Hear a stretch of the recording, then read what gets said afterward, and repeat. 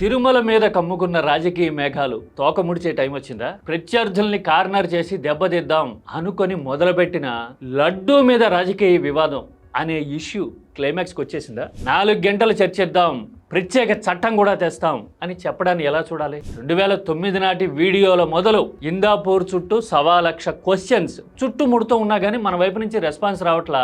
ఇప్పుడు మనకు అడ్వాంటేజ్ ఉండే చోట 4 గంటల చర్చ అని చెప్తున్నాము, ప్రత్యేక చట్టం అని చెప్తున్నాం, పైగా స్వర్ణ దేవాలయంతో పోలిక తెస్తున్నాం. అంటే మనం ఏం చేయాలనుకుంటున్నాం? వరుసగా ఈ వివాదంలో మనకి తగిలిన ఎదురు దెబ్బలన్నిటికీ ఆయింట్మెంట్ రాసుకోవడానికి రంగం సిద్ధం చేసామా? ఎలా చూడాలి అసలు? ప్రత్యేక చట్టం తెచ్చే పరిస్థితి స్వర్ణ దేవాలయంతో పోలిక మన తిరుమలకు ఉన్నాయా అనేది ఒక పాయింట్ అయితే, 4 గంటల పాటు చర్చ అంటున్నారు కదా, ఈ చర్చలో జనానికి పనికొచ్చే వాస్తవాలు బయటకు వచ్చే అవకాశం ఉందా? ఒక 3 అంశాల ఆధారంగా చూద్దాం. తర్వాత అసలు ప్రత్యేక చట్టం తెస్తాను అని చెబుతున్న వాళ్ళ చిత్తశుద్ధి, ట్రాక్ రికార్డు ఎలా ఉందో కూడా నేను మీకు చూపిస్తా. ఇది రాజకీయం కాదు, హిందూ ధర్మం మీద, చట్టం మీద నిబద్ధతతో, ఆధారాలతో సహా చేస్తున్న అనాలిసిస్ అనుకోండి. చూస్తే మీకు అదే విషయం అర్థమవుతుంది.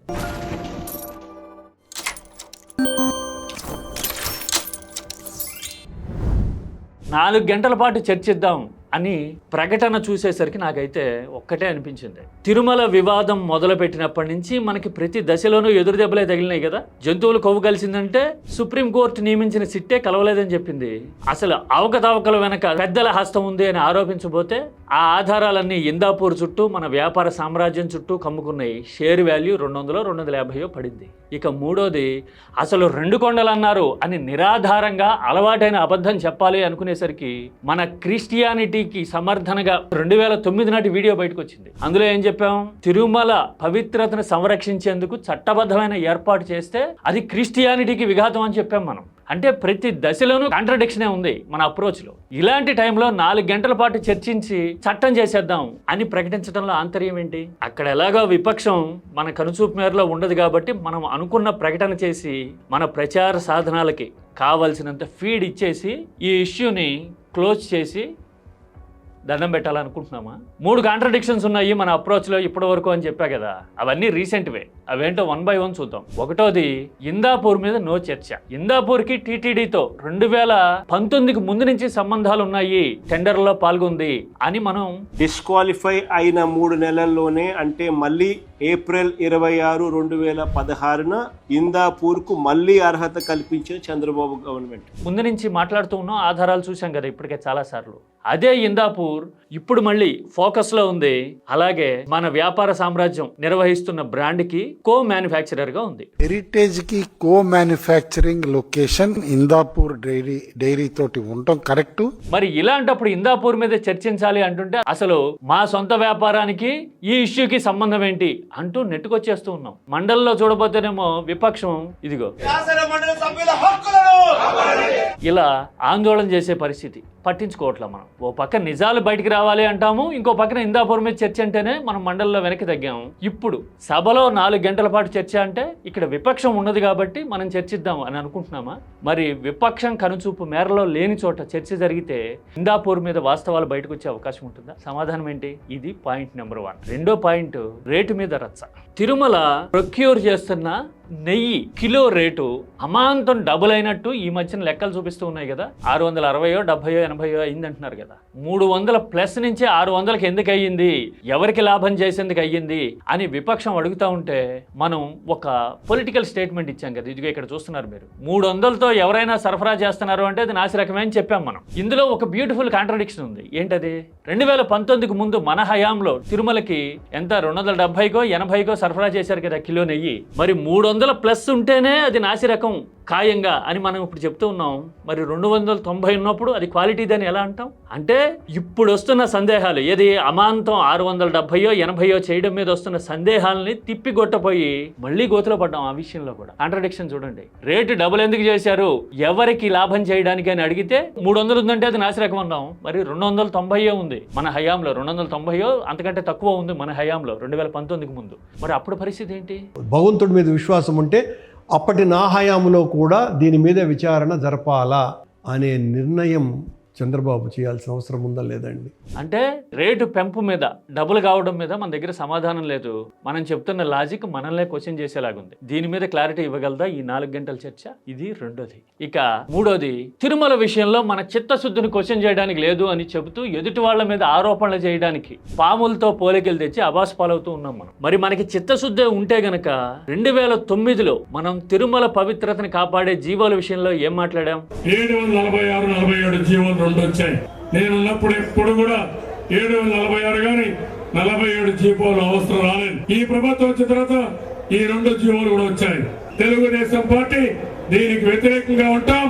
రేపు అధికారంకి వస్తానే ఈ 2 జీవోలు కూడా తీసేస్తామని చెప్పి కూడా నేను మీ అందరికీ హామీ ఇస్తున్నాను. ఇదిగో ఆధారాలతో సహా బయటపడింది కదా. దీని మీద అసలు కౌంటర్ చేయడం కానీ సమాధానం చెప్పడం కానీ ఎందుకు లేదు మన వైపు నుంచి? ఆఖరికి మన మీడియా కూడా దొంగను తేలిగుట్టినట్టు మెదలకుండా ఎందుకు ఉండిపోయింది? ఇంత భూమి బద్దలైపోయే వీడియో వస్తే కనీసం ఫేస్ చేసే ధైర్యం ఎందుకు లేదు మనకి? మన వైపు నిజాయితీ ఉంటే, చిత్తశుద్ధి ఉంటే, మన ట్రాక్ రికార్డ్ సవ్యంగా ఉండుంటే ఎందుకు మాట్లాడట్లా ఈ వీడియో మీద? 4 గంటల చర్చలో ఈ వీడియో మీద సమాధానం చెప్పగలరా? ఈ 3 పాయింట్ల మీద క్లారిటీ ఇవ్వగలిగితే 4 గంటల చర్చ అర్థవంతంగానే ఉంది అని అనుకోవడానికి కొంతవరకు అయినా ఛాన్స్ ఉంటుంది. ఆ తర్వాత అసలు తిరుమల వివాదం నుంచి మనకే ఎదురు దెబ్బలు తగులుతున్నాయి కాబట్టి ఇక బయటపడాలి అనుకుని కొత్త చట్టం చేస్తాము అని స్వర్ణ దేవాలయంతో పోలిక చేస్తూ ఉన్నాం కదా. అసలు స్వర్ణ దేవాలయంలో పరిస్థితులు ఎలా ఉంటాయో చూద్దాం. సిక్కుల 6వ గురువు ఉన్నప్పటి కాలంలో, అంటే 1600వ శతాబ్దం నుంచి సిక్కులకి తమ మత పరిరక్షణ కోసం ఒక ప్రత్యేకమైన చట్టం, పీఠం ఉన్నాయి. అకాల్ తఖ్త్ అంటారు దాన్ని. రాజకీయ నాయకులు కానీ దుర్మార్గంగా అవకాశవాదంతో ఎన్నికలకు ఒకసారి మాట మార్చే నక్కజిత్తుల నాయకులు అకాల్ తఖ్త్ జోలికి వస్తే గనక తాట ఊడిపోయినంత పరిస్థితి అవుతుంది వాళ్ళకి. సుఖ్బీర్ బాదల్కి అకాల్ తఖ్త్ ఈ మధ్యకాలంలో విధించిన శిక్ష మీరు చూసే ఉంటారు. ఆయన ఎక్కువ తక్కువ చేస్తున్నాడు, టాయిలెట్లు క్లీన్ చేయాలి ఆయన చెప్పింది అకాల్ తఖ్త్. తెలుసా మీకు సుఖ్బీర్ బాదల్ అంటే ఎవరు? 5-6 సార్లు పంజాబ్ ముఖ్యమంత్రిగా పనిచేసిన ప్రకాష్ సింగ్ బాదల్ కొడుకు, ఉప ముఖ్యమంత్రిగా చక్రం తిప్పినోడు. ఇప్పుడు అకాలీదళకి ఆయనే దిక్కు. అలాంటి నాయకుడితో టాయిలెట్లు క్లీన్ చేయించింది. అది అకాల్ తఖ్త్ శక్తి. అకాల్ తఖ్త్కి స్వర్ణ దేవాలయానికి సాధ్యమైంది ప్రత్యేక చట్టము, నిబంధన. మరి హిందూ ధర్మంలో సాధ్యమవుతుంది అంటే? సిక్కు హిందూ ధర్మాలు 2 ప్యారలల్ గా ఉన్నట్టు కనిపించినా గానీ హిందూ ధర్మానికి విస్తృతి ఎక్కువ, సైంటిఫిక్ ప్రూఫ్స్ ఉంటాయి మన దగ్గర.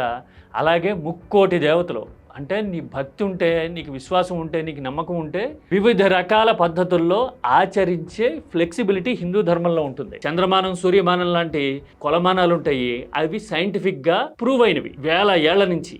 అంటే మనది నమ్మకం కాదు, ఈ విశ్వాన్ని విశ్వాసంతో నియంత్రించే వ్యవస్థ హిందూ ధర్మం అంటే. అలాంటి ధర్మాన్ని ఒక చట్టం పేరుతోనో ఇంకో రకంగానో ఒక గ్లాసులో పోసినట్టుగా ఒక దగ్గరికి తీసుకురావడానికి వెసులుబాటు లేదు మన దగ్గర. అందుకోసమే హిందూ ధర్మానికి పెద్ద దిక్కంటూ ఉండరు ఎవరు. ఇతర ధర్మాల్లో అయితే అలాంటి పరిస్థితి ఉంటుంది. మన దగ్గర పీఠాధిపతులు, మఠాధిపతులు ఉంటారు.